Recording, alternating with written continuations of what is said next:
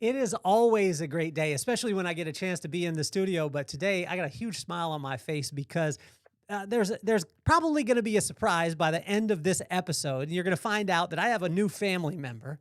But we get a chance to be able to talk about veteran owned, award winning, handcrafted tequila.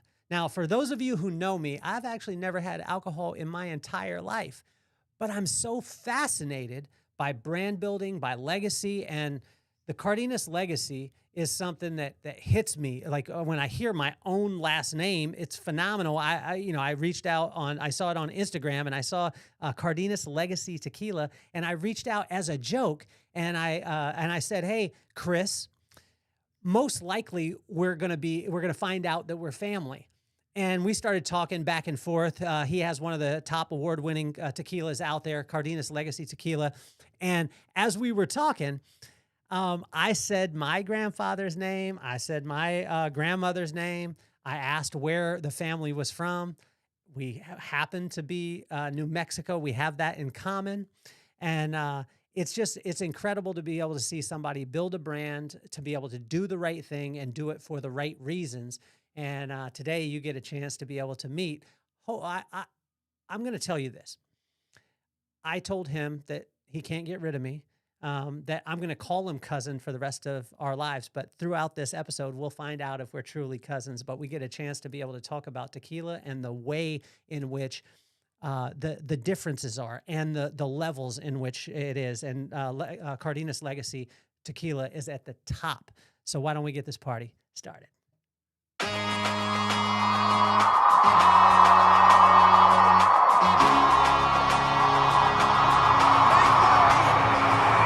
Nothing more on my mind. I got two shines, so every day I grind. Work in the morning, work in the evening. We's achieving, cause we believing. It's for certain, we put the work in. We ain't stopped just because it's hurting. Right before your eyes, so it's coming to no surprise. The takeover is televised. Over and over and over again. Make no mistake, we continue to win. Defeat never know, cause I will not lose. They wanna mimic my moves, but can't walk in my shoes.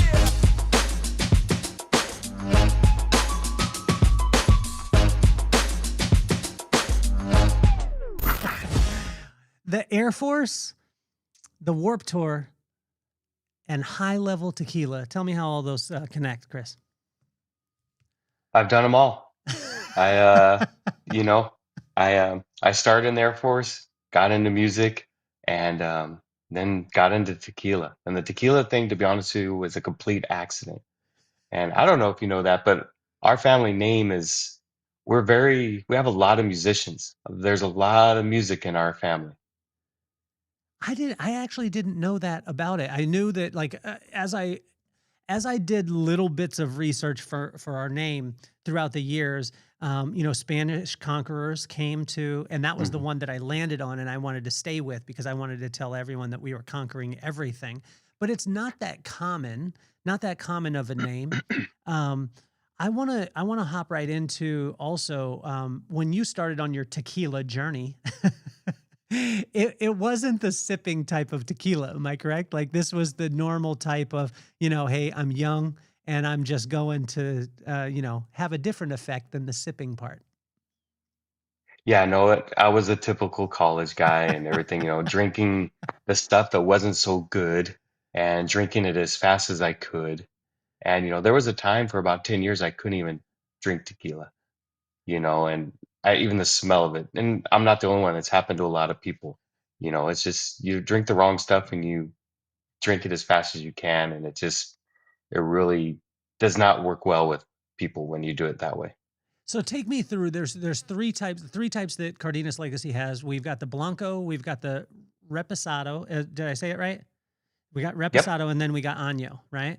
And so for the I like to be a connoisseur, although I'm a connoisseur of wine, although I don't drink it. I'm a connoisseur of handcrafted things, which Cardenas Legacy tequila is.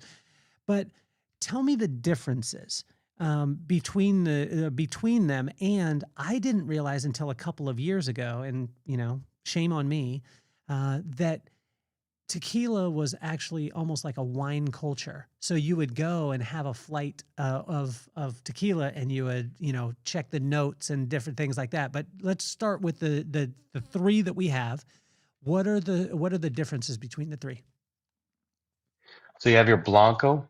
Mhm. Your Blanco is just most people don't barrel it, but you can barrel it up to 2 months. So that's your most natural form of tequila. That's when you make it, you ferment it, you let it rest for a little bit, and you bottle it up. That's your Blanco. Okay. So anything from 2 months to 12 months in barrels is your Reposado. And then anything from 1 to 3 years is your Añejo. And then anything over 3 years is your extra nail. So it's just basically a matter of how long it's aging in those barrels for. That's the only difference between my Reposado, my Añejo, all come from my Blanco. It's just whatever we don't bottle, that's what goes in the barrels. So you have to wait 3 years for the anaho. You have to wait 3 years until you can actually produce product. Well, no, remember it can be 1 to 3 years. So it One to can be three years. one Okay. year. Okay, 1 to 3 years. So it can be 1 year, but mine is 30 months. So it's almost at that 3 year mark. So Oh yeah, wow. I made it and then waited 30 months and then bottled it. I was just telling my neighbor this morning. I was bragging about you, and I was like, he's like, "What are you doing this morning?" Because he has um, he's not in the military. He's a contractor for the military. And he was talking about his commute and things like that. My commute is about 150 yards. And I do what I love. And he's like, "What are you doing today?" We were talking about work. And I said, "Well, I get a chance to be able to interview one of the coolest cats, Chris Cardenas. He's got a really cool last name. That's why I like him. But he is, he's got a company. He's a veteran. His grandfather was a veteran. His dad was a veteran. And so it's veteran owned, it's handcrafted, it's award winning tequila." And he was like, "Oh man." So we started talking about it. And I said, last night, and as I've been doing my research throughout the time on the brand, I don't know if you've ever done this, Chris, but I read fast and my eyes aren't working as well because I'm 50. And so as I read fast, and I was like, "Oh my gosh, this is so crazy." It blew my mind because as I read it, it said, handcrafted, award-winning, non-addictive tequila. And I was like, "Oh my gosh, this is amazing. I'm going to tell all my alcoholic friends this is non-addictive. It's the only one on the market." And then I got to the end and it said non-additive. And so, Yes. but I was blown. So why did you go with no additive? Now, I would have thought, like, I really thought that I found some new thing when you created the first non-addictive tequila, but That would be something. yeah, that would be amazing. So if we could work on that, it would be amazing. I could send it out to all my friends. Um, but what was the reasoning behind the no additive part? Because your natural form of tequila is no additives. What happened was additives were made originally in the tequila world. That's why you'll see a bottle say 100% agave on it, Yeah. which by all standards, by Mexican standards of the CRT who controls all that, it only has to be 99%. That 1% you can put additives in. And what happened was before, the additives were supposed to be just for touching up tequila and make sure the flavor profile's there. But they noticed the gringos, once it started coming to the US, really liked the sweetness. So they started adding, some certain brands started adding more and more sugars to it. Okay. And that's what, for people that drink, that's what will give you those headaches. And that's what will, really not make you feel well the next day. If you're just sipping on a good tequila, you should wake up feeling fine the next day. But those additives and those sugars is what will make you feel bad the next day. So there was a big push a little while ago about the additive free program, and it's the CRTs kind of put a halt on it right now because it was affecting some of your bigger brands that use those additives, and their sales were dropping. I mean, Really? they're still making billions, but it went from 4 billion to 3 billion or whatever, just as an example. So that anytime you're losing that kind of money, people are going to start complaining.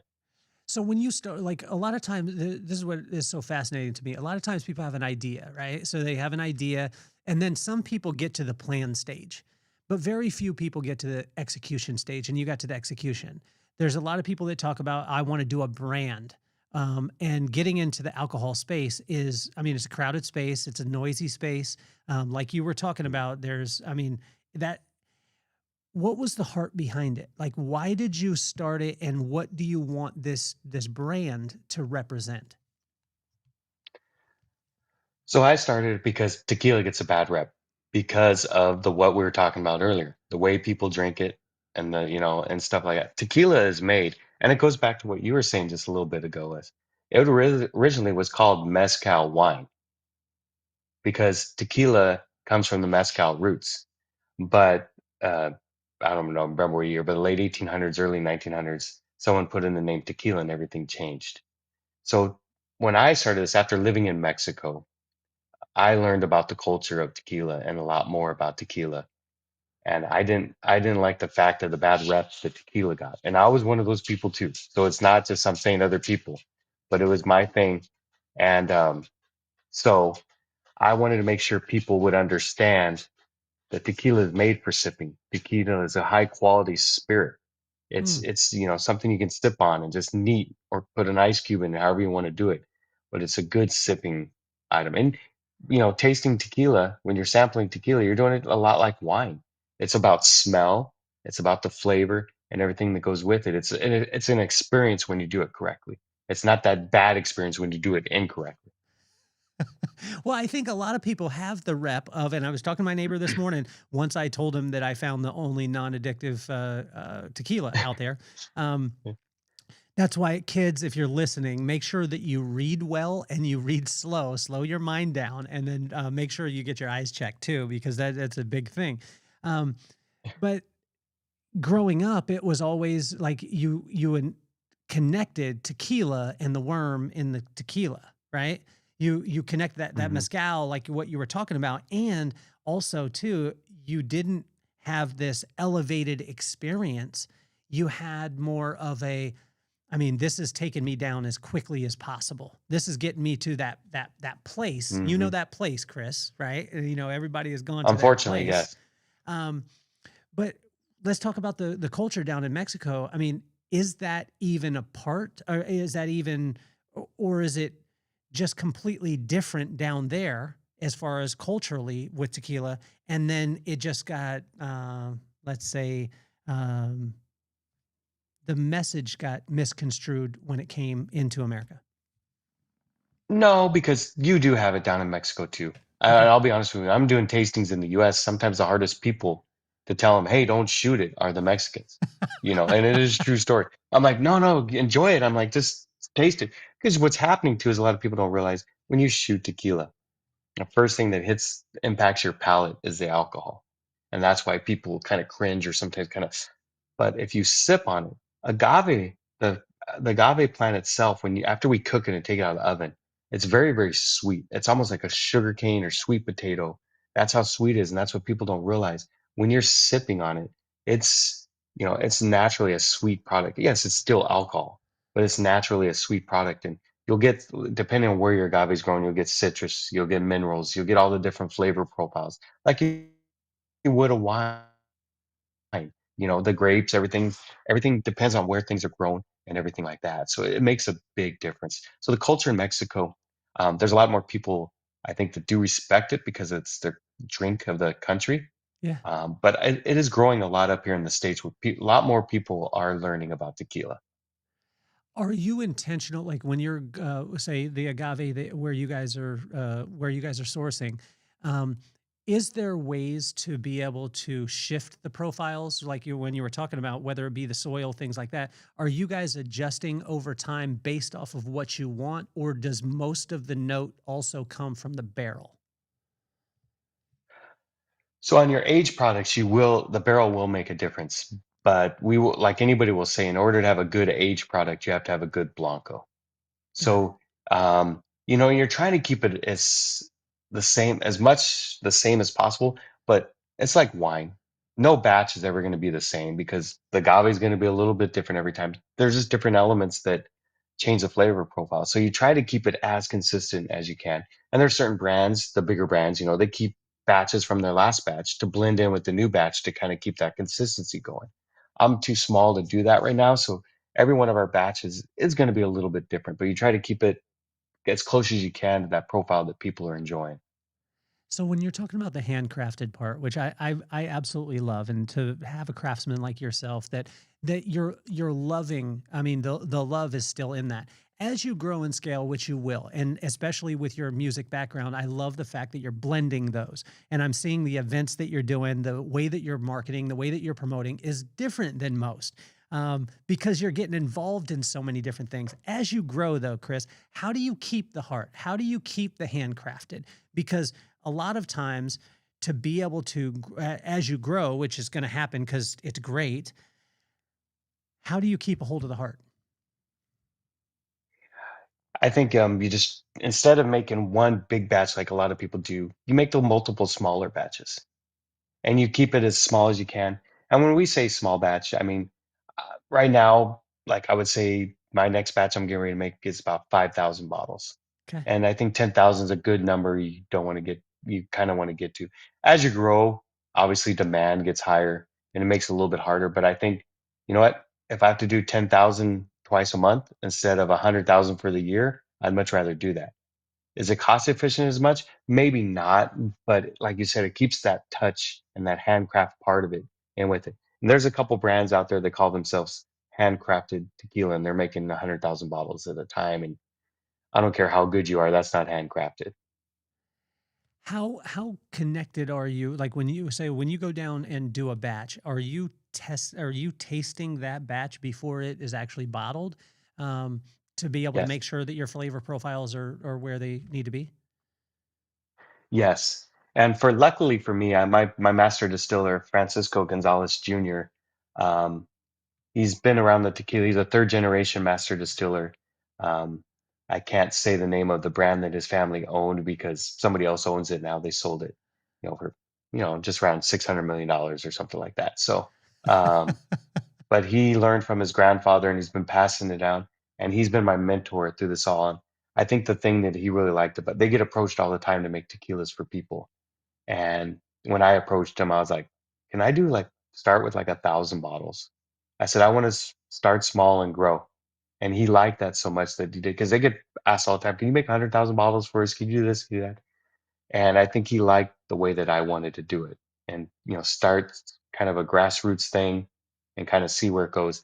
And so the funny thing was, my first tequila was called Anger Management, and it was because that was my music company. When I was producing festivals and concerts all the way from Alaska to Mexico, to Guadalajara, Mexico. And that was the name of my company. And this all started in 2017. I did a music festival in Alaska and really lost a lot of money. It put my family in a bad situation. So I was retiring from music. And I found a company in Mexico in Guadalajara that pre-packages tequila, kind of like what they do with wine, and then they just throw your business logo on it. But then I tried that tequila and I was like, man, this stuff is so good. I need to know who makes this. And then that's when that led me to, well, it's one of the biggest tequila families in the world. And da-da. So we were never supposed to get a hold of them. We were trying to get a hold of them, and it led us to the new owners. And my wife, whose family's from Puerto Vallarta, did some research. And my wife found out a friend of hers married into this family. And that's how we got our foot in the door. And they even said we never would have responded if it wasn't for him. So now, whether my wife likes it or not, she's always a part of the tequila. So if it wasn't for her, it wouldn't have happened. Let's talk about those. Let's go to the Warp Tour side of it because that was the music festival part. Mhm. What did you learn? I mean, you were saying that you lost some. You lost a major amount there in Alaska, um, and I had heard the story about it, about bringing some people up and doing the things. But what lessons did you glean from it, and how have you been able to apply it into this industry that you're doing now? I would say because I'm starting slow. I am doing the grassroots. I'm letting it grow. And I have a product to sell. In the concerts, you have a product to sell, but it's always that weather. You have a lot of things that go on and everything, and it's always a maybe. This, I mean, like I've always said too, worst case scenario, I go sell bottle by bottle and get the money back. There, you're hoping that people show up. You try to put on. We did the Warp Tour in Alaska. Um, we called it the Road to Warp Tour Yeah. because it was a smaller version. And what we do is Kevin Lyman, the founder of the Warp Tour, me and him would work together and bring bands up. We bring about like 8 bands that were going to be on the Warp Tour that year, and we would do it with a bunch of local bands and everything. And then they would get on the planes literally sometimes at night or first thing in the morning and go to the Warp Tour wherever it was starting. So we were always like the pre-kickoff, and it Yeah. was a lot of fun. And it went well. In Alaska, it was kind of a hard market because a lot of that music isn't known as well up there as it is, and sometimes the states they get things a little bit delayed up there. So, but it really, I guess, I think that's the thing I would say is that the grassroots of it, just letting my master distiller Francisco. First thing he told me is patience. You got to have patience. And it is true. When you have a business based out of Mexico, you really have to have patience because you're on Mexico time and everything takes a lot longer. And it's a true story. I tell somebody my tequila is coming out in February, it's probably coming out in May. It's just that's the realistic side of things. How do people react to you when they see your last name? They see your last name Mm, and they look at you. This has been the same thing with me my whole life. No one has ever believed that I'm Mexican. I'm looking at you. If you're listening on Apple, Chris and I do look like cousins. He's got super bright blue eyes. He actually looks like my cousin Stanley, which probably is his cousin too. Um, but growing up and not looking Mexican, but actually being Mexican, was was there was there a proving ground? And when you went down into Mexico, how was that connection point as far as the cultural part too? Connecting, being able to communicate, everything like that. yeah, it's funny, and I'll just start off with right now. Sometimes when I'm doing tasting events and my wife's there, and they think I took my wife's name, and I'm like, I'm still a man in 2025. I'm keeping my last name, but it is true. People think that I took my wife's last name sometimes because she's very Hispanic looking, very Mexican and stuff. But no, it's the same. Even when I lived in New Mexico, I did live out in New Mexico for 4 years, Yeah, and people would look at me funny, and then I tell them the last name. They're like, "Oh, wait." And then I'd say, "Well, this is my uncle." And everybody, it's a very small town. Everybody knew my family, the last name a little bit. yeah. So it would help me in some ways, but no, it happens all the time. And I'll even say this real quick.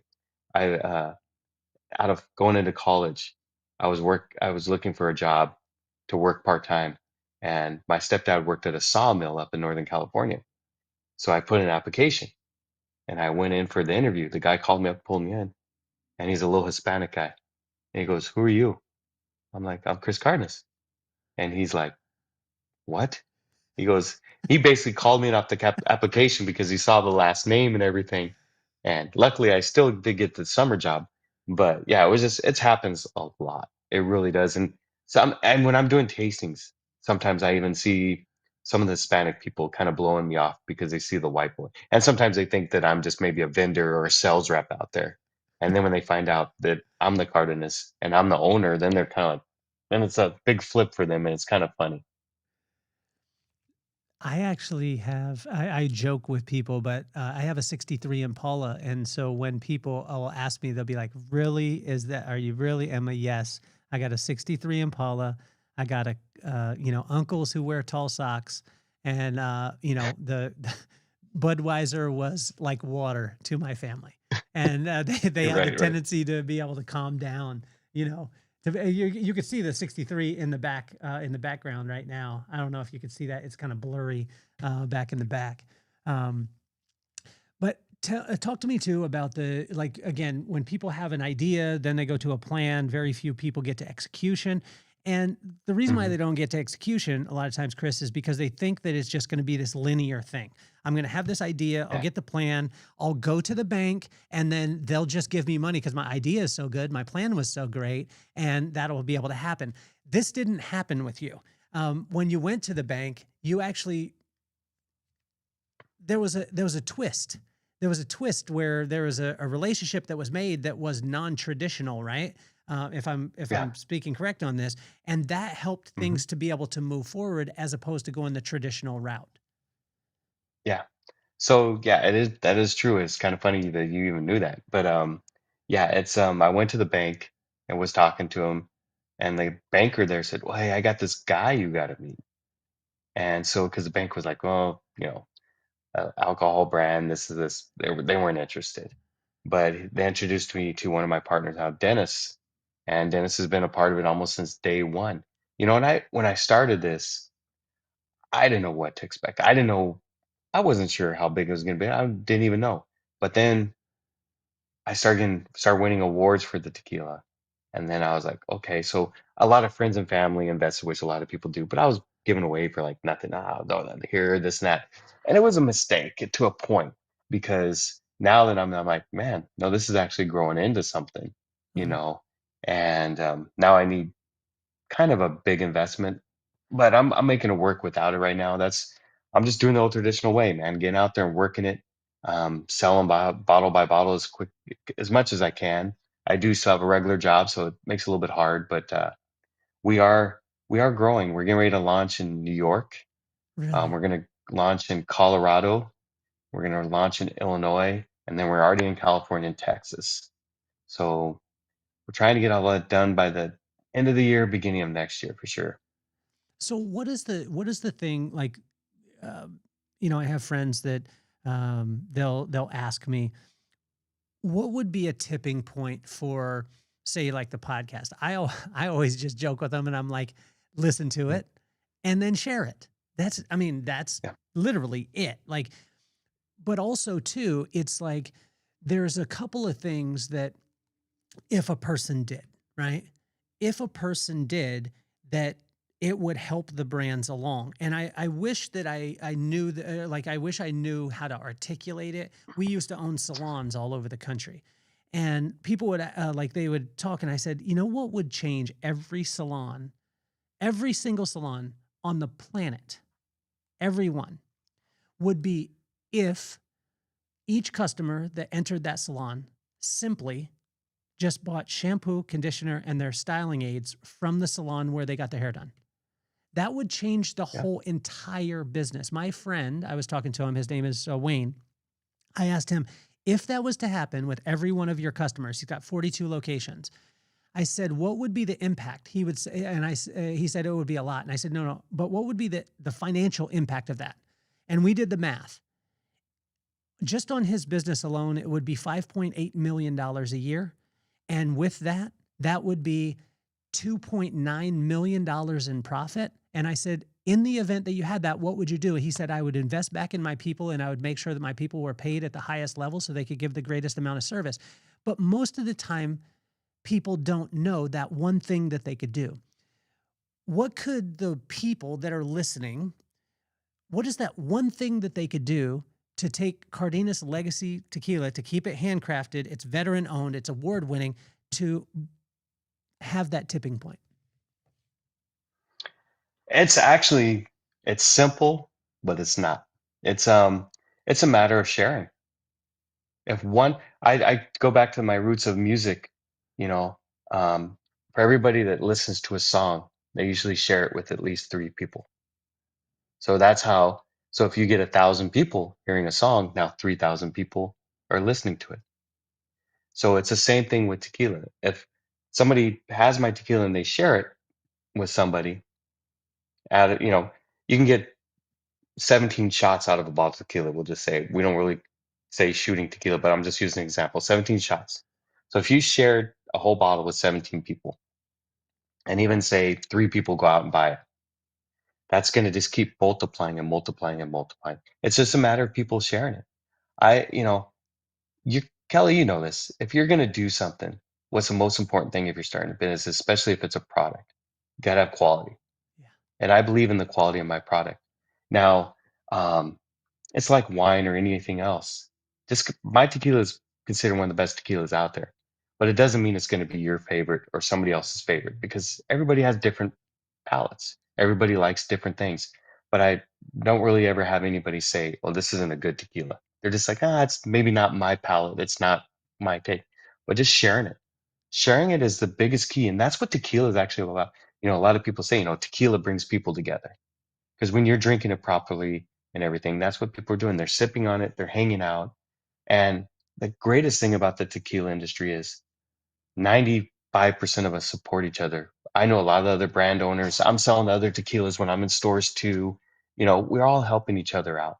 And that's kind of the cool thing about it. It's the Mexican culture. It's the inviting. It's the family atmosphere. Like Francisco told me, my master distiller. Family first. Family's always first. Well, with that side of it, when you set out and what your mindset was and your intention on what you wanted this legacy to be. Now, obviously, it started off, as anger management because that was your that was your brand before. But I love that rebranding of Cardenas Legacy. What was the intention that you set out with and that you want to hold on to no matter what? I it's quality. It's just a matter of putting out a good product. If I'm putting my name on it, I have to have a good product, you know. And I let my dad try it, and he loved it. He's like, wow, he was amazed on just how good it was and everything and everything. And because it means a lot. Look at the carnesses I'm running into. I mean, Kelly, who knows if we ever would have met each other without you seeing the tequila, even though you don't drink or anything, but just seeing your name on a bottle, it drew people in. And that's happening. Another guy I met, his family's from Columbia side, but he owns a electric scooter company, and they're fairly new. They're just a couple years old, and great guy. And I met his brother lives right here in Santa Clarita, and he's buying my tequila all the time. Luckily, he's keeping me in business. Um, but no, and I told you there's a family here on the way to Ventura from my house in Santa Clarita.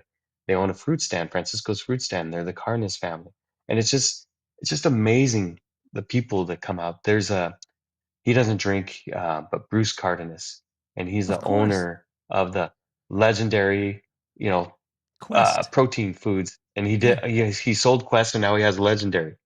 yeah. I've never met him. He's a mutual friend of a friend. My friend from the military, Chris Cook, who was uh, darn it, what's the Arnold competition, the bodybuilding? Uh, I don't know. I was in it Mr. last Olympia. year. Mr. Oh, Olympia. my bad. Yeah, He was a finalist. I think he was in the top three or top four of the Mr. Olympia when he performed. yeah. And great guy, and they're mutual friends and stuff like that. So I got off track. I forgot the question. I'm just No, going to but be honest.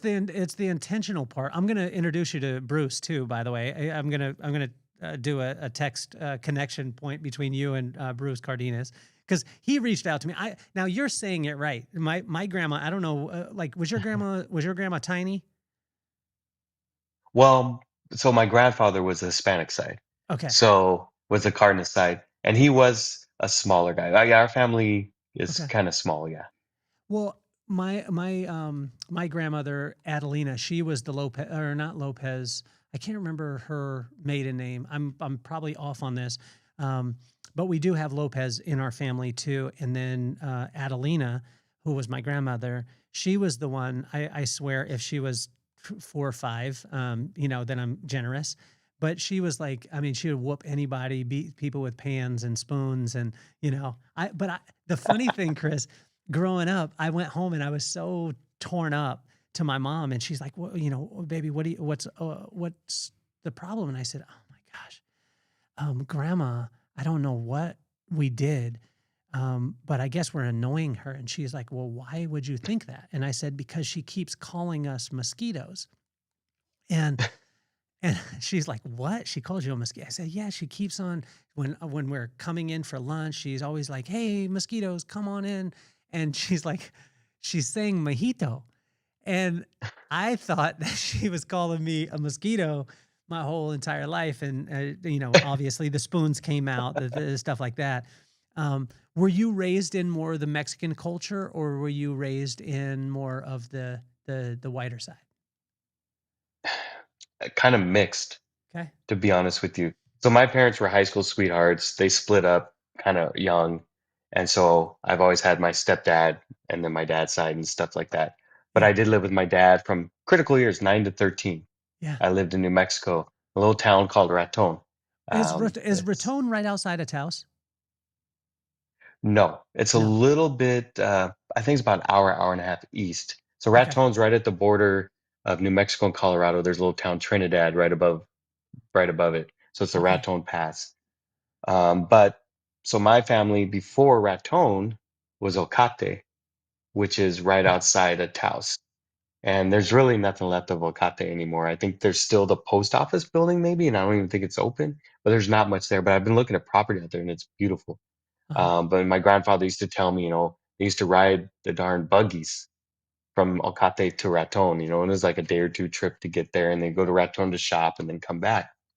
But yeah, no, it's funny because I grew up with both. And now living in Mexico and my wife's side of the family and everything, I'm really into the Mexican culture, whether I Yeah. like it or not. I mean, I have to duck from the chanclas now and everything now. It's serious stuff, so, you know, Did it's you grow up? Did my you grow up wife is the speak? sweetest woman in the world Yeah, but you don't want to until mess she's with her. mad. Yeah.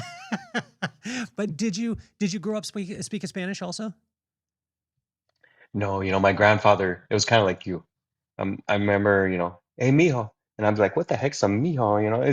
Is he meowing? What is he doing? But no, when I was younger, I could understand a lot more because my grandfather would speak it to me a little bit. Uh-huh. But he passed away when I was 9 years old, and Okay. he was kind of like always my mentor, and he's the one that I've always looked up to. He was the World War II veteran, Yeah. and just the stories he would tell me about. He had dentures, and so he'd pull them out and he'd be like, I lost these in boxing in World War II and stuff like that, which he really did box, but he didn't lose his teeth there. But, just the stories, that our grandfathers do to us. But we had a routine. He worked at the coal mine. So when I would go out there in the summer, too, even when I was younger, we had a routine. I'd get up with my grandfather. We'd go out and do yard work for a little bit. Uh-huh. And then we'd go to the store because he bought like a fresh meal every day. So we'd get a steak or whatever. We go there. Then we always went to our Johnny's Bakery, which is the local bakery there. We'd go there and get to the bakery, and we'd come back, and my grandfather would get ready for work and go. And then we just had a routine. Everybody knew I was his little shadow. I went everywhere my grandfather went, and he got me into boxing when I was a kid. Uh-huh. I got into it. I trained for a year. I got in the ring twice. The second time I got my butt kicked, I said, "This really isn't fun." So I stopped it. He had already passed at that time, but I just wanted to carry it on. I was like, I wanted to be a boxer because of my grandfather. And Yeah. so my dad, was like, okay, do it. And so I did. And and I did enjoy it. It was great. And that time Rocky had come out, and stuff like that. So, I wanted to be Rocky and everything. But yeah, it was, my grandfather was a big influence, and I think that's what really, it's kind of weird because my mom's side, I don't do that much history, but on Uh-huh. my grandfather's side and my dad's side, my wife actually went through the whole family tree, and like we were talking off the air, the Apache Indian side and stuff like Yeah. that we have. I have a grandfather, you see his picture and you're like, holy crap. I mean, he's definitely Indian, you Yeah. know, and stuff like that.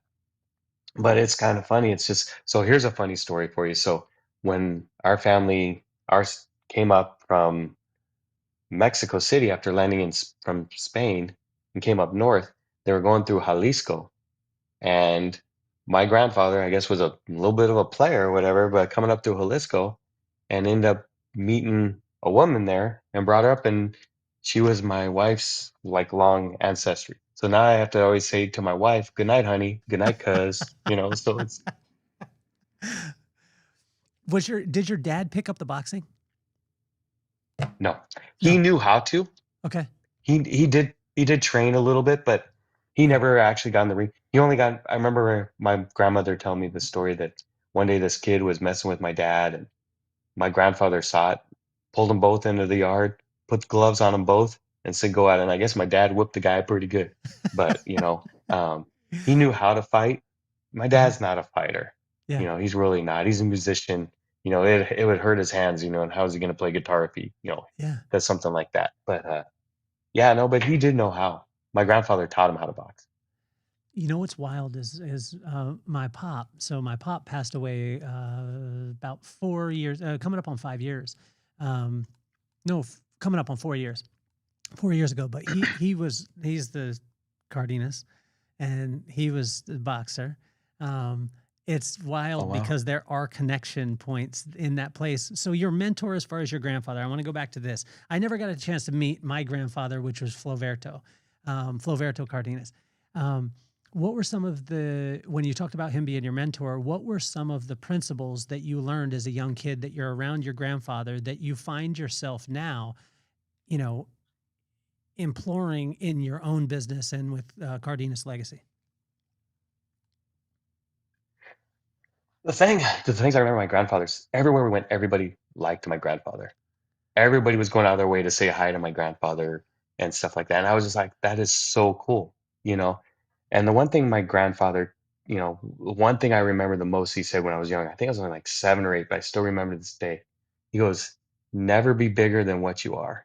And he said, you can always learn something from everyone, and I just always remembered that. And I think that's why so many people liked him because he was that way, and it was, and just like I said, and he was a hard worker. He moved to California from New Mexico and he started a lawn service business and he did it for years. And then he wanted to move back to New Mexico. And so he did. And that's when he worked in the coal mine. And that's what ended up, unfortunately, he died of black lung cancer from working in the coal mine. Uh-huh. So sometimes I kind of wish, I was like, oh man, it would have been a bummer maybe if he would have stayed in California, but everything's meant to be, Yeah. whatever life is going to happen, it's going to happen. But, he passed away overall pretty young. How And old was so he? that was kind of this, that's what I was just trying to remember. I want to say it was like 61. Really? You know, Yeah. my Floverto, who was my grandfather, he passed away at 41. Wow. And then Way too young. my pops was 68. How old is your dad still alive? Yeah. He's going to be 74. Really? So Yeah. they would be right around the same age. Well, my dad would have been he would have been 72. They were right around the Yeah. same age. Yeah. Because I'm a little bit older than you. I'm going to be 54 in a few weeks. Do you have a So me and picture my dad of, are exactly 20 years.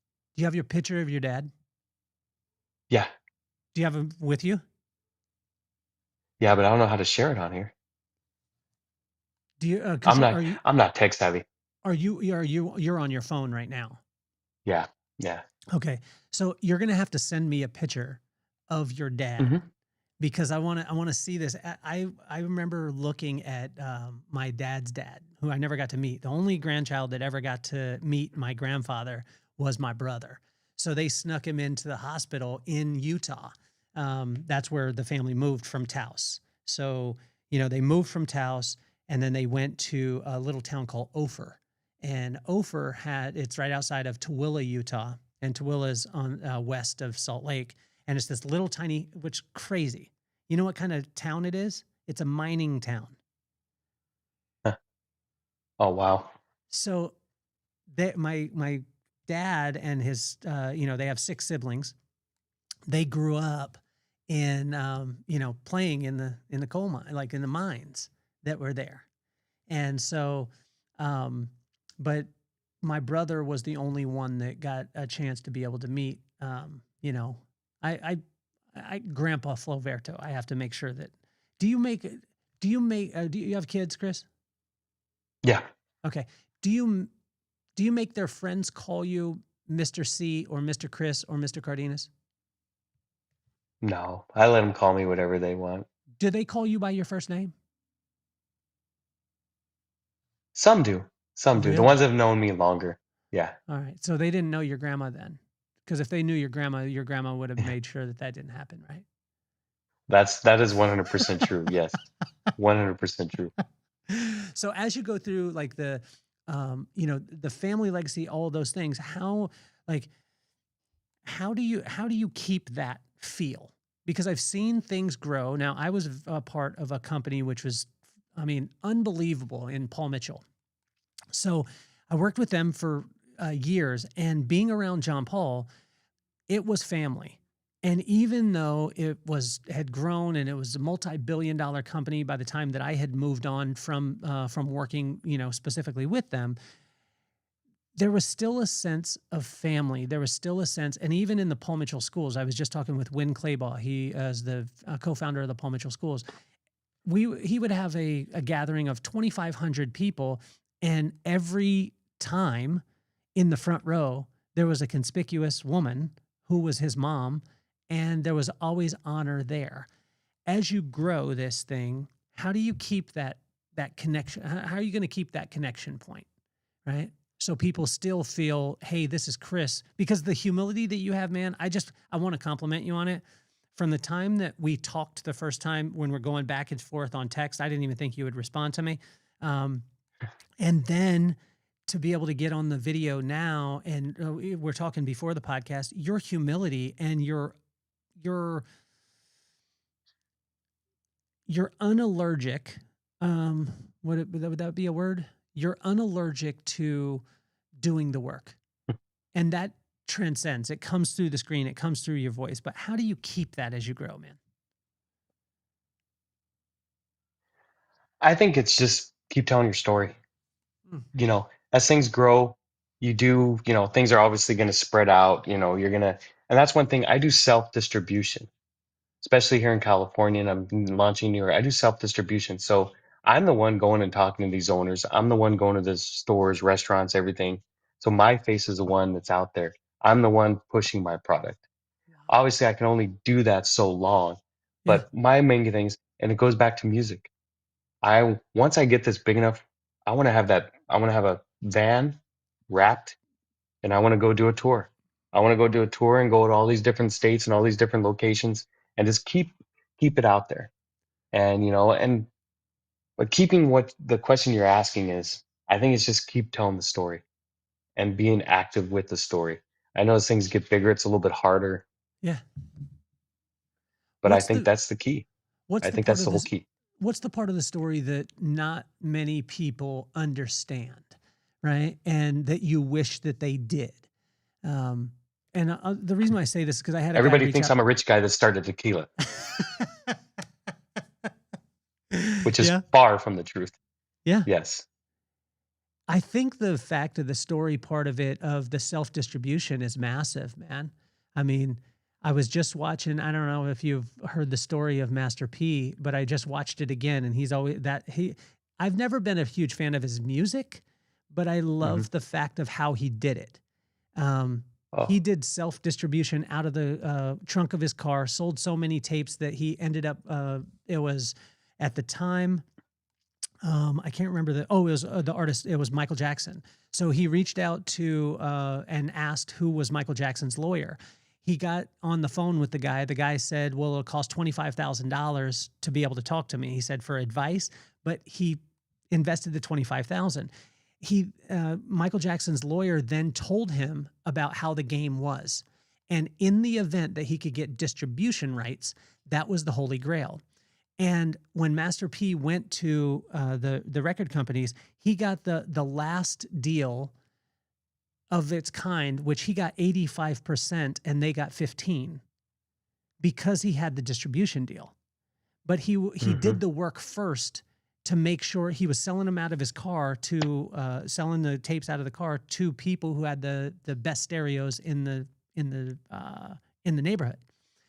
Who are the people, like, you have connected yourself tremendously, man. I mean, seeing the events that you're doing, but I love the fact that you're not just clout chasing, that you're wanting people to be involved. How, how has that been for you as far as putting it in the right hands without, because there are in the influencer age, which is not a bad time, there are times where people will just be, a hired gun. You can get this Right. person to drink your stuff, but it's just because you paid them. And then if you stop paying them, then they're going to stop drinking it. You're doing it the opposite way. Was that No, intentional? it is, yeah, not necessarily intentional, but just reality. Yeah. I'm a small guy. I can't afford to do a lot of that stuff. And I'll be honest with you, and I'm proud to say this. I've had some of the major tequila influencers review my tequilas, give me feedback on my tequilas, put it out there. I've never paid them a penny. And I'm real with everybody. Luckily, I met a lot of these guys 6 years ago before a lot of them are as big as they are now. And so I've just always been real. I've talked to them. I'm like, hey, I'm going to send you a bottle. If you put it out there, that's great. If not, I would just love your honest feedback one on one. And then most of them try it and they're like, oh, this is really good. And they put it out there for me. Wow. Now, can they do that forever? Probably not, because I know what they're charging some other people, and it's not good business for them maybe in some ways. But but a lot of them also, they also know they got to keep material. They got to have something. You can't, if you're just covering the people who are paying you all the time, it's going to get old. It's not going to be real. So if you're still doing those small brands and still helping those small brands and everything, it's giving you that material that you need to keep your page and keep things going. And there's a couple out there that won't talk because I say I don't have money for that right now. I just don't. So they won't try my brand. So it is what it is.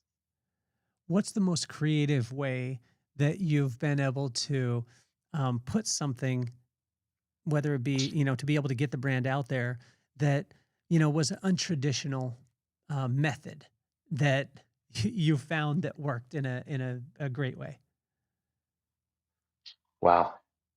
That's a great question. Non-traditional way. Well, to be honest with you,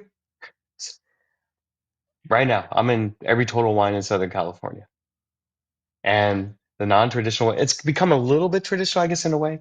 But the store manager of our Total Wine right here in Santa Clarita before it opened put out there looking for employees. And I just I saw the Facebook thing, so I kind of commented in a private message. I'm like, hey, I see you're looking for employees, but do you support local spirits? And he's like, well, yeah, absolutely. And so I kind of told him, he said, hey, bring me some. I'll share with the management team from Total Wine. I did. And that store manager now has got me in 23 Total Wines in Southern California just by reaching out and asking for it. And there, because a lot of people ask me, how did you get in all the Total Wines? And a big part of it was we were busting our butt here in the Santa Clarita one. When they first opened, I mean, anybody in retail will tell you this. They had an extra end cap, and he let me make my own poster, put it up on the top of the end cap, and we had the top 3 shelves of an end cap for about 4 or 5 months when they Holy, first opened the store, and it really? didn't cost us a penny. Yeah, And then when you because go in, go ahead. so Go I was ahead. just gonna say because when he was making it the local, end cap because it was an extra end cap compared to other stores, Yeah. but I was only a local spirit for this area. So that's why I got a majority. And then he put a couple LA whiskeys and stuff on the bottom and stuff. But yeah, I had the whole sign. So when you walked in, you couldn't miss it. So we sold, a ton of tequila out of there when they first opened. And we were in there all the time pushing. Can't do tastings, but I would just talk about it. And that's what a lot of people don't understand. They're like, well, yes, if I can let people taste my tequila, I sell a lot more. But Yeah. I just go in there and I tell my story. And the average when I go in there, I sell at least 8 to 12 bottles every time I go in for a few hours. Wow. So obviously when we're talking about the quality is there. If you were to Hmm. explain it, right? So if you were to explain this in the differences, because for the novice, for the kid who is not sipping and doesn't understand the cultural part of the tequila, if you had to break that down to them, right? So have a kid come in, they walk into Total Wine and Spirits, you're there, you happen to be there, you have a conversation with them, maybe you have a minute to capture their attention. What are you going to tell them about Cardenas Legacy Tequila that is going to connect them with the brand? I think because of my walk of life that I've had, it's kind of listening to them first. And maybe I use the music side, maybe I use the veteran side. You find out what they're into and kind of relate it to maybe something that they're familiar with. I think, you know, um, being a sales, and everything and doing that kind of stuff, that's a lot of people forget. You got to be a listener first. I can push my product all I want, but you got to listen. You listen to their experiences. What have they done with tequila maybe in the past? Have they had experience like me? They drink the bad stuff, drink as fast as they could. And you explain to them, hey, that's not what this tequila is all about. So I think that's the critical thing. And I try to do that. I'm not perfect. I'm not going to say that I don't get excited sometimes and just start talking about my tequila. But I do try to usually listen. And I try to, are you a whiskey or bourbon? Because my reposado tequila, I specifically had that made to win over bourbon and whiskey people. And you'd be surprised how many bourbon and whiskey people are coming over to tequila. So, and my añejo, a lot of people are just going crazy over that right now. Because, like I said, your average añejo is like 1 to 2 years, and ours is 30 months. So, So how did you choose when you were doing your anejo? Are your anejo and your reposado, are they in the same barrels? Yes. Okay. So how did you choose the barrels? What goes into that process? And are you looking at the end result part of it, or is it that there's, five different types of barrels and then you choose from those, or do you construct your own barrel with the type of wood so you're going to get that type of note from it? No, you can do all those different things, but Francisco basically handled all that for me. We Okay. wanted to make a good traditional tequila. So white oak bourbon is kind of your normal. So what you do is, these bourbon guys up here in the States, they can only use those barrels once. So after that, they're done with them. So that's why tequila gets a lot of those. So Okay. that's what happens. And that's where you get a lot of the flavor profile. And that's why the bourbon influence is there and everything, because you're getting those bourbon barrels. Now there are people that use brand new barrels that have never had anything just to get the wood flavor. There's people doing wine barrels now and put tequila in those. There's a guy I know, he put coffee grounds and coffee in a barrel for, I think it's 3 months. And then he takes it all out and then he puts tequila in there. And so there's a lot of different things. People are being creative these days, but we want Yeah. to do traditional. So it was an end result. I told Francisco I wanted my reposado to be a little bit different. So at that time, there wasn't really too many 8-month aged reposados. So that was our goal. But at 6 months, we tried it. It was good. But I'm like, I think it needs just a little bit more. And he said, yeah, I think so. Let's do it. So 8 months was kind of our soft spot. Now, the 30-month anejo, it's a funny story because it was never supposed to be 30 months. Remember that Mexican time I was telling you about? Um, there's a brand in our distillery that is blown up. It's the fastest growing tequila right now, and it's made in our distillery. And I couldn't get my tequila bottled. So it was supposed to be a 24-month anejo, 2 years. So we couldn't get a bottle, couldn't bottle because it's so busy, so busy. So I got all the way up to 30 months. And I'm like, okay, because at 36 months, you become an extra añejo. And I was getting too close then. I'm like, I don't want an extra añejo on the market before I have an añejo. So we had to pull it out of the barrels, put it in stainless steel pots for like almost another month before we finally got it bottled. But it was supposed to be 24 months. So that's why I tell everybody it's a special batch. There's only 1,500 bottles. Um, People are really enjoying it, but it was supposed to be a 24. I don't know if I'll ever do a 30-month again. Maybe if the demand is there because so many people are liking it. Yeah. Yeah. Yeah. But there are some different things, we do want to try some different things in the future. Right now in the tequila world, what's very popular is still strength, so higher proofs. Because what Okay. happens, yes, the alcohol content is higher, but you're also getting more of the flavor profile of the agave and all that stuff. So you get a lot more flavor out of those. So we will be coming out with this next batch. A small batch of our Blanco will be a 55% compared to 40% Okay. alcohol volume, and then we'll be doing probably a reposado. I don't know if we'll do a anejo, but we'll probably do a reposado also with that. So when I looked at it too, is it three major ingredients? It's three ingredients because the Yep, no that's all. additives. And tell us the three ingredients. This blew my mind too because when you have a product that's at the level that yours is at and the simplicity, it, it inspires me because when I look at brands that are the ones that everyone chases after, they're not the ones that do a million things. They're the ones that do a couple of things and they do them right. What are those Right. ingredients? So first thing we use is deep well water, Got it. and then we have our agave, and then our yeast. Our yeast is just for the fermenting, and we actually make the yeast out of our grounded agave and everything. So it's all built right in. That's the only three ingredients you should have in your tequila. Why is the deep well water is so important? So there's different waters you can use. The deep well water gives you more because it's in that well, gives you more of that minerality in your tequila flavor. Some people Mhm. like that, some people don't. Some people use spring water. There's different types, but deep well water was kind of traditional, so that's why we went with that. You know, my so another dream of mine one day when the tequila gets bigger is I lived in Alaska for 17 years. So my goal is one day, I don't know how I'm going to do it, but bring Alaska glacier water down and make my tequila, a batch of tequila with Alaska glacier water. I think that would just be unique. It would change the Yeah. flavor profile, and hopefully it would be good. What's the flavor profile now? Like when you go through, like when I go to wineries with my wife, I love this part of it. I love as far as the soil part, the way that they're doing it. We went to one that used no pesticides at all, but let the insects, um, uh, they let them loose so they didn't kill them. So it makes the soil a little bit better, more rich. The flavor profiles they had, the fruit trees from up in the hills. They were, into what is the flavor profiles that your Blanco is going to have, and then does it switch as we go into the Reposado, and or does it just deepen?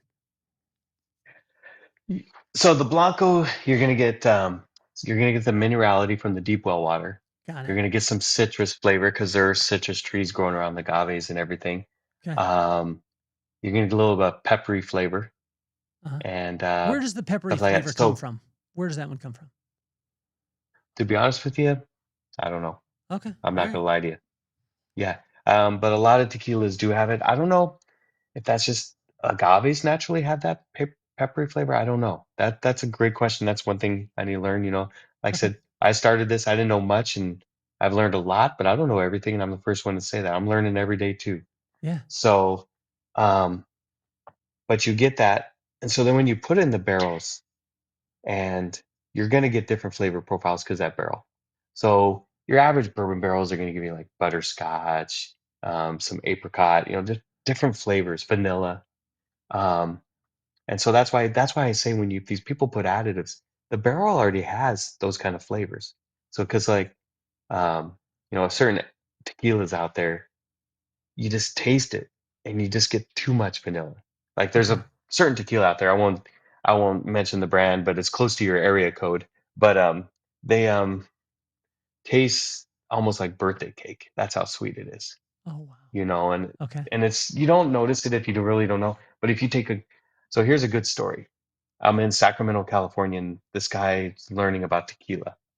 And he's a manager. He knows about tequila, but one of his favorite brands. And he heard me telling I was teaching these girls about tequila. And he heard me kind of talk, and he's like, "Oh, that brand you just mentioned, that's one of my favorite brands." And I'm like, "Oh, okay." And I don't want to be, that guy. So I kind of played off. But he walks away, and I keep talking to the girls. And he goes, "Wait, I heard you talking. I have to know the story now." And I'm like, "You want me to be honest?" And he's like, "100%." So we start talking, and there's a certain brand, and what they use is what's called a diffuser.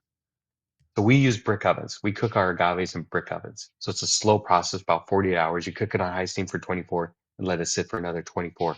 That brings out a good flavor profile. This brand uses what's called a diffuser. It's a big metal tank. And what they use is acids to break down those agaves and stuff. And it's just not a proper way to do it.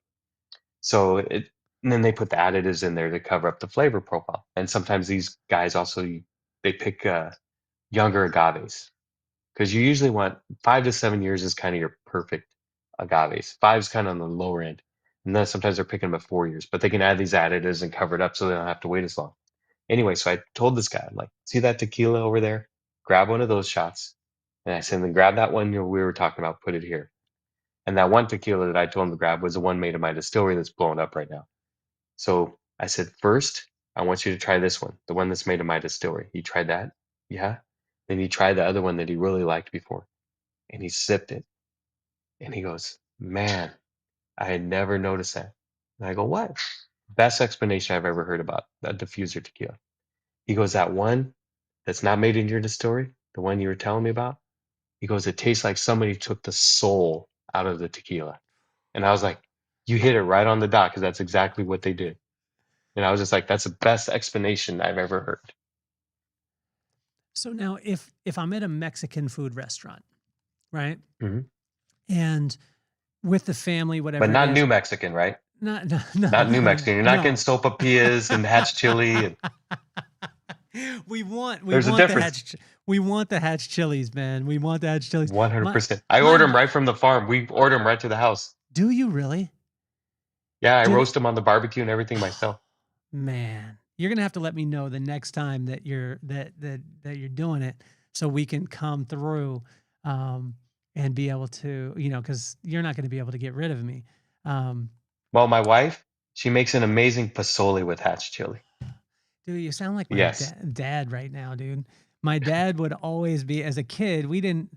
I mean, as a kid, you're like, you know, you want the McDonald's, you want whatever, and he'd be like, "Oh my Mm. gosh, we're gonna have this great, pot of pozole." I was like, "Pot? You can't even say it right." So, but then he would make it, and he made. I tell you, Chris, he made these awful enchiladas. He called them enchiladas. They weren't enchiladas, but we were broke, so he said, "I'm gonna make some chili first." So he got some chili powder. He got flour, added water to that mixture, called it chili, which it's not. It's just paste. Got black olives, corn tortillas, stuffed the corn tortillas with the chili, as he called it, and black olives, wrapped it up, then put the chili on top and just baked it. And it was the most awful. And me and my brother, Rob, have never eaten black olives ever again. But obviously, I'm not going to open my own Mexican food restaurant. But say I'm at Lulu's Mexican Food or Tia's Taqueria. Tia's Taqueria is just opening in Colorado, or in the Bay Area. The best Mexican food that you can ever have is Lulu's Mexican food. But if I'm there, I'm with my family. Take me through how a person, because when a lot of people who don't have the education on it, myself included, when we think tequila, we think that's not going to be my drink while I'm having my Mexican food, because I'm thinking, nailing that bad boy, right? And then the Right. feeling afterwards. Take us through like the experience of it. I'm there, Mexican food restaurant, family. I order tequila. What do I do? Well, you should be sipping on it. Okay. That's what you should do. If you're just drinking it, if you're just having it neat or on an ice cube, you should be sipping on it. If you're gonna, obviously get a margarita or anything like that, what I always tell people is you want a margarita that's all natural. When I make a margarita, I use tequila, lime juice, and a little bit of agave syrup. That's it. I don't, you don't want all those sugars. Once again, you don't want all those sugars and all that junk in it. And they call it the Tommy Margarita because there's another place in Northern California called Tommy's Mexican Restaurant. They created the Tommy Margarita. And so it's real simple. And that's what, like we were talking about earlier, simple is better a lot of times. And that's all you need. And when I make that for family members and everything, this margarita is so good. I'm like, yeah, because it's simple and it's natural. You're not going to get hungover. So, I mean, when you're getting tequila, if you're getting a cocktail or anything, you just want to make sure they're using more natural juices. Yeah. It will make a big difference in your drink. And I tell people all the time too, is some people are like, well, I'm just buying the cheap tequila because I'm just going to make a margarita with it. And I'm like, that's not the best thing. Now, if you take this margarita with the cheap tequila and you take this margarita with the good tequila, you're going to notice a huge difference and you're going to enjoy it a lot more. And when you tell people that and they actually try it, they actually learn from it and they realize, man, it does make a better tequila. I mean, a better margarita. So So, your Chris, I'm a sipper. Chris, your margarita is going to be Cardenas Legacy Tequila, obviously. Would you go Blanco? You go Reposado? You go Anejo? You can do, usually you use Blanco or Reposado. Okay. Blanco used to be always the go-to, but more people are starting to use the Reposado. It gives a little bit different flavor profile. You're not going Anejo? I wouldn't, but some people do. Why is that? Why wouldn't you? Because you just want to enjoy that. That's the Ferrari, right? Yeah, that's your That's 30-month, to kind of take that flavor profile and put it in a drink. Yes, you're going to make a great margarita, but you're kind of taking away that anejo is made for sipping. It okay. really is. But I will admit, I won't say I've never not made an old fashioned with it, and it Okay. makes a great old fashioned. And that's what a lot of people don't realize too is, I know you're seeing a little bit more of it. Anything we make with a bourbon or whiskey, you can substitute with a good aged tequila. So like when I had people try an old fashioned with tequila instead of bourbon, they're like, "What?" And I had this bartender even one time tell me, "That's just not right." But she did it and she made it for me the way she would make a regular old fashioned. And she took her little straw, and, she tried and she goes, "Oh my gosh, that's actually really good." I'm like, "Yeah, it's just something different. I'm not telling you you can't drink it with bourbon, but if you want to try something different, try it with a good aged tequila." Chris, kids don't ever learn the lessons that we want them to learn. They learn the lessons that they experience, right? So, Hmm. it's not the you know. I think about my own pop, and any things that principles that I learned from him, it wasn't him sitting me down and saying, "Son, you need to learn about persistence." It was him telling me some silly story that he called me boy, and then he would tell me about Hmm. a story, and then I would learn it and I would pick up on it. If you could choose what your kids would learn from this experience with the tequila journey that you have, if you could choose, which that won't happen, but humor me here, what would you like them to take away from this? Hard work and persistence pays off. Mm. I mean, I think that's the thing. I think you see a lot of generations, people, it's like you were saying earlier, "Oh, I'm just going to start this tequila company and it's going to blow up." No, it's not. It's not. I don't care how good you are, and I see a lot of these brands, and some of them from a few years ago when I first started, they came out hot, boom, boom, boom, boom, and throwing all this money at it. Now you don't really hear that much from them anymore, and that's why I believe stay slow, stay steady, and do that steady growth, and just keep going and going and going. Be persistent, keep growing, and it will develop. Uh, so a brand that I know a lot about is a brand called Don Julio. Uh-huh. And, for their first like 20 years, they never even advertised. It was all word of mouth. It was all word Really? of mouth, just good quality product. Yeah. And back when they were good, unfortunately, their family sold it and they're not what they used to be. But it was a really good tequila. And it was just the grandfather, Don Julio. He busted his butt. He worked hard. He was an agave farmer originally, and he was trying to start the tequila. He wanted to do a distillery. He went to the bank in Mexico all the time. They kept turning him down, turning him down, turning him down. And he just kept going and going and going and going for, I think it was almost 2 years. And finally they gave in and they did it, and boom. Now one of the biggest tequila brands in the world. But unfortunately, they don't make it like they used to once the family sold it. They put those additives and everything in it now. And it's unfortunate because it was a really good tequila. And to do that, who knows? And who knows? Some of these brands, I wouldn't be surprised if some of these brands don't go back to the traditional way of making tequila. Yes, you can make more for less and everything using the additives, but those brands, they charge so much for the tequila anyway. They can make it the right way and still come out way ahead. What is your North Star when, as you're building a brand? And I've been through this a couple of times where you're obviously doing Cardenas Legacy Tequila for the right reasons. And I truly believe this. Like my buddy, Gary Spellman, has always told me that if you do the right things for the right reasons, the right things turn out, although they don't turn out on your time, right? On the time frame that Hmm. you like them to. In that place as an entrepreneur, there can be frustration because when you're doing the right thing, when you're not doing the additives, which if sometimes if you do it, it can expedite the process, although it'll injure the result, right? Hmm. When you're going through that and you're seeing that sometimes happen, especially in an information world like what we're seeing today, and sometimes you'll see a brand go, a brand or a company go, zoom, and what is your North Star to keep you from saying, wow, that sounds kind of good? Because I don't know about you, maybe you're perfect in this, but as an entrepreneur, sometimes that's tough. Sometimes that noise is tough because I'll look and I'll see and I'll be like, oh my gosh, if I just accelerate that one thing, it could help out. Hmm. But then there's thought of the future. What's your anchor to bring you back to always wanting to make sure that you are doing the right thing for the right reason?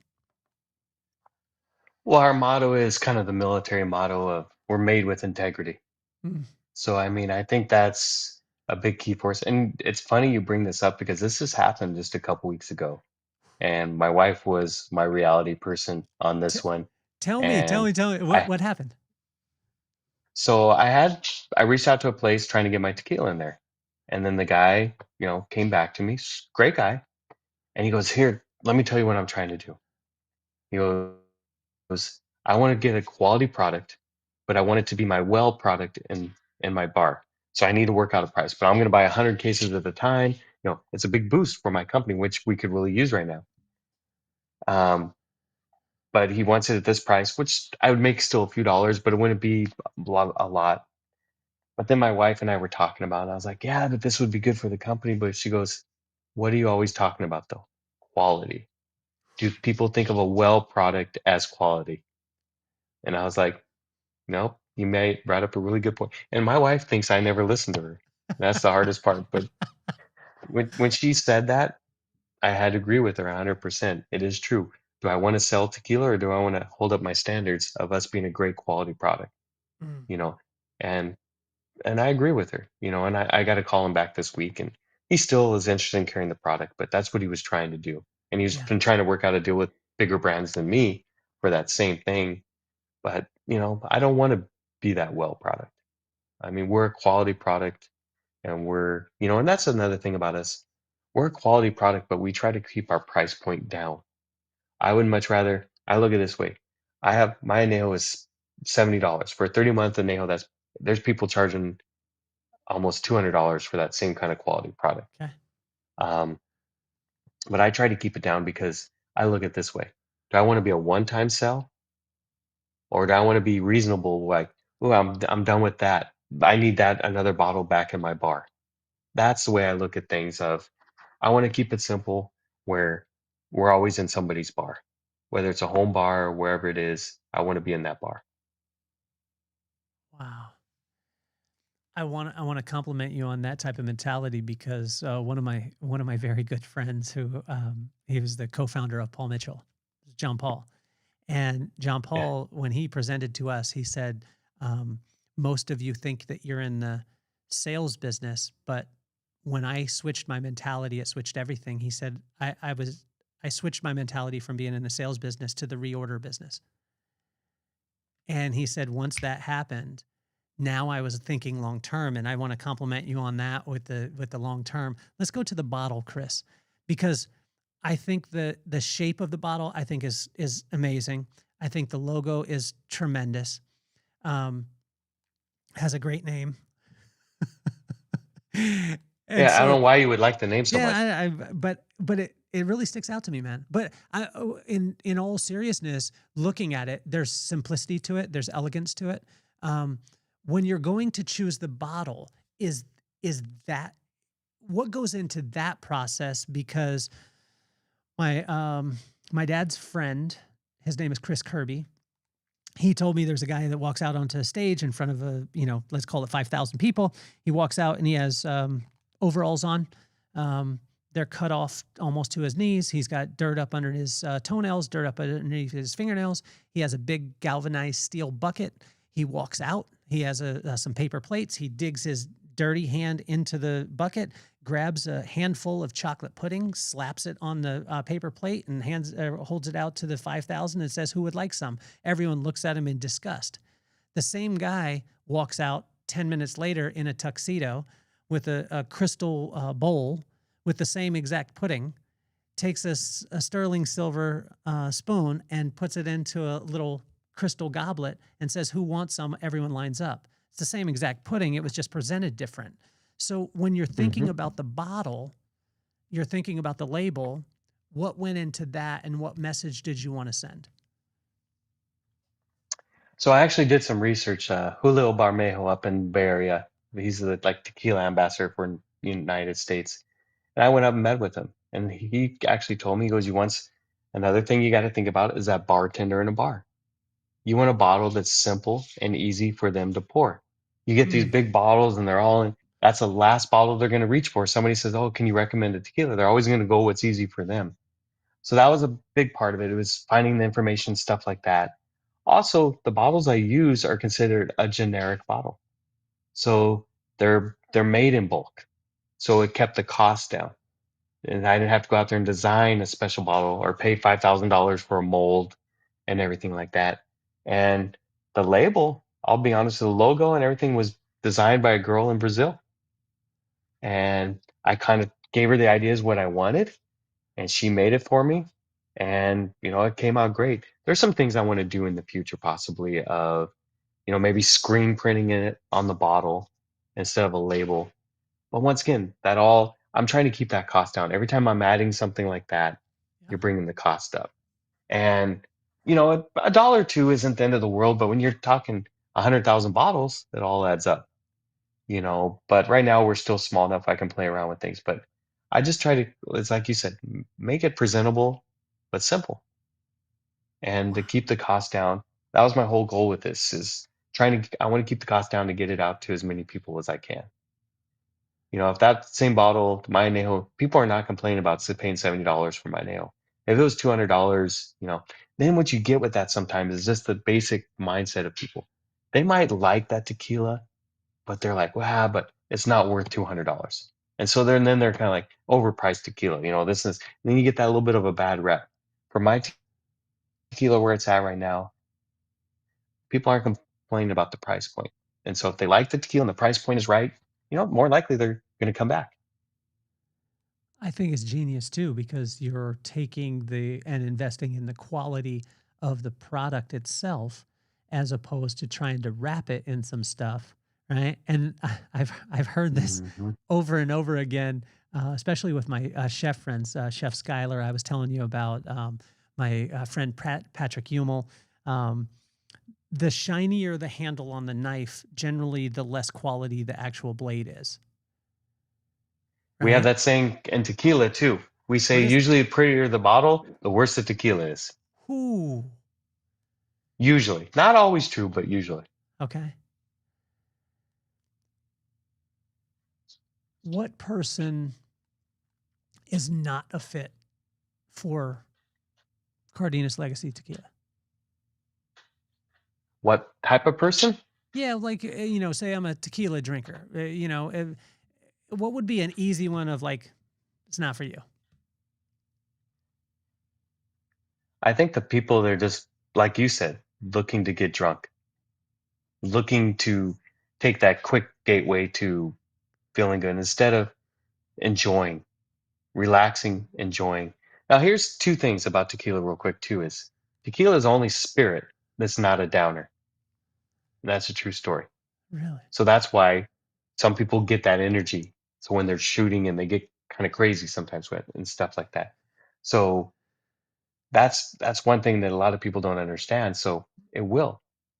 And, the other thing is people just don't realize, kick back, I'm not a smoker or nothing, but every once in a while I have a cigar or something like that with some tequila or something. Just, and I'm not even a big drinker, to be honest with you. I'm a social drinker. I'll have a drink or two when I'm out and about. And that's just the way I am.